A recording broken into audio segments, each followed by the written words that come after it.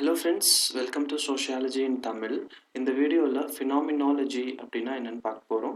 ஃபினாமினாலஜி அப்படின்னா scientific study of lived experience. தமிழில் சொல்லணுன்னா ஒருத்தவங்களோட வாழ்ந்த எக்ஸ்பீரியன்ஸை சயின்டிஃபிக்காக படிக்கிறது. இந்த வீடியோவில் ஃபினாமினாலஜி அப்படின்னா என்னென்னு பார்ப்போம். அதுக்கப்புறம் இந்த ஃபினாமினாலஜி அப்படின்ற வேர்டை காயின் பண்ணவங்க யார் அப்படின்றத பார்ப்போம். அப்புறம் ஃபினாமினாலஜி அப்படின்றது ஃபினாமினாலஜிக்கல் ரிசர்ச் டிசைனுக்கு எப்படி யூஸ்ஃபுல்லாக இருக்கும் அப்படின்றதையும் பார்ப்போம். வாட் இஸ் ஃபினாமினாலஜிக்கல் ரிசர்ச் டிசைன் அப்படின்னீங்கன்னா, குவாலிட்டேட்டிவ் குவான்டிடேட்டிவ் அப்படின்னு ரெண்டு ரிசர்ச் டிசைன் சோஷியாலஜியில் இருக்கும். எஸ்பெஷலி சோஷியல் சயின்சஸில் குவான்டிடேட்டிவ் குவாலிட்டேட்டிவ் அப்படின்னு ரிசர்ச் மெத்தட்ஸ் இருக்கும். ஒவ்வொரு ரிசர்ச் மெத்தட்லையும் நிறைய ரிசர்ச் டிசைன்ஸ் இருக்கும். இப்போ குவான்டிடேட்டிவ் அப்படின்னா நம்பர் பேஸ் பண்ணி ரிசர்ச் பண்ணுறது. இப்போ குவாலிட்டேட்டிவ் அப்படின்னா இது கான்டென்ட் பேஸ் பண்ணி ரிசர்ச் பண்ணுறது.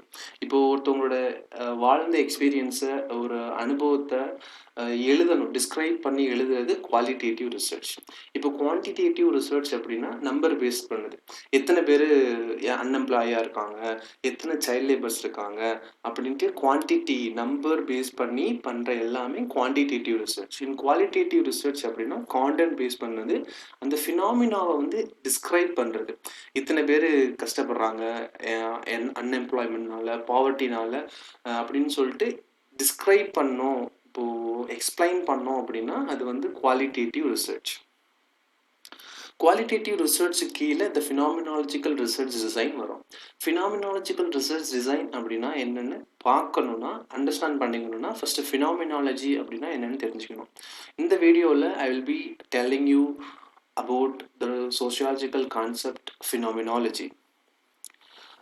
Before getting into this video, make sure you subscribe to this channel.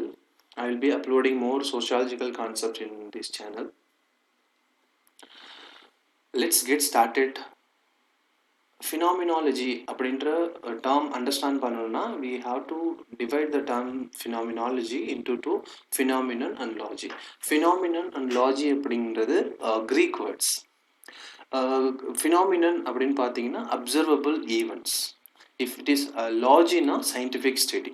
என்ன சப்ஜெக்ட் லாஜி அப்படின்னு முடிஞ்சாலும் அதோட மீனிங் என்னன்னா scientific study of something.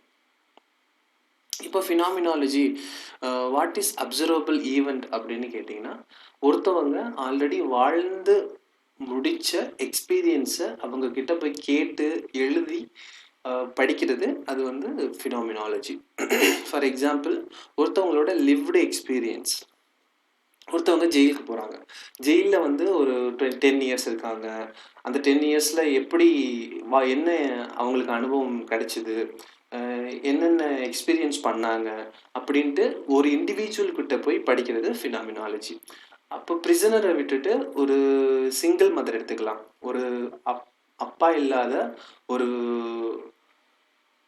ஒரு குழந்தை எப்படி அம்மா கிட்ட வளருது, சிங்கிள் மதர் இஷ்யூஸ், அதுவும் லிவ்டு எக்ஸ்பீரியன்ஸ் தான். அவங்க வந்து எப்படி அந்த குழந்தைய வளர்க்க கஷ்டப்பட்டாங்க அப்படின்ட்டு அந்த இண்டிவிஜுவலோட லிவ்டு எக்ஸ்பீரியன்ஸை போய் கேட்டு எழுதி, அதே மாதிரி நிறையா இண்டிவிஜுவல்ஸை பார்த்து அவங்களோட எக்ஸ்பீரியன்ஸை எழுதி படிக்கிறது, சிஸ்டமேட்டிக்காக படிக்கிறது தான் ஃபினாமினாலஜி. அதுதான் ஃபினாமினாலஜிக்கல் ரிசர்ச் டிசைன் அப்படின்னு சொல்லுவாங்க.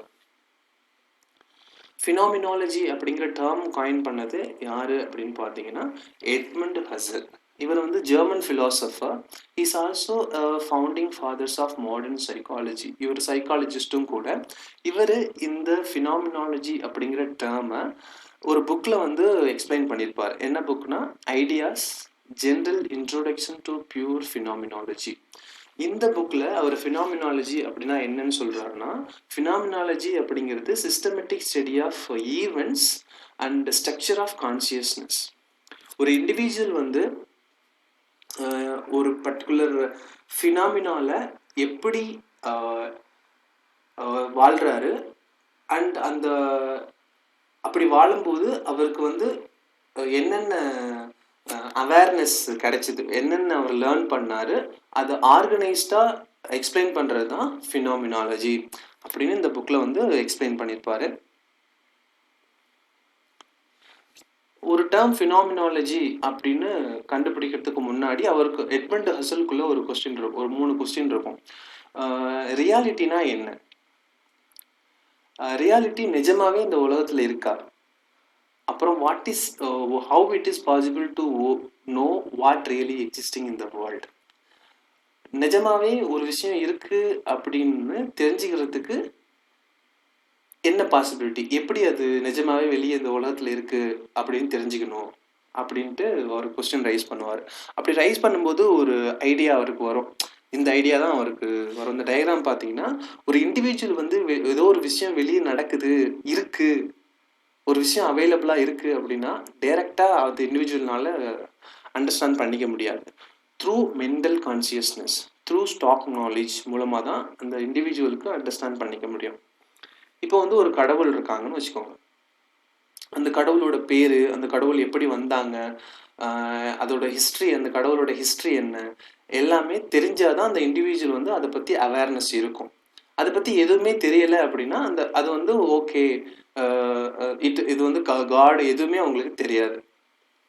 அப்போது ஒரு இண்டிவிஜுவல் வந்து ஒரு விஷயத்த லேர்ன் பண்ணிக்கணும், ஒரு விஷயத்தை அப்சர்வ் பண்ணணும் அப்படின்னா ஒரு இண்டிவிஜுவலுக்கு வந்து மென்டல் கான்சியஸ்னஸ் வேணும். That is stock knowledge.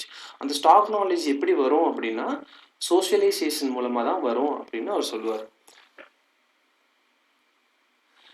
ஒரு ஃபெஸ்டிவல், ஃபார் எக்ஸாம்பிள் ஜல்லிக்கட்டு.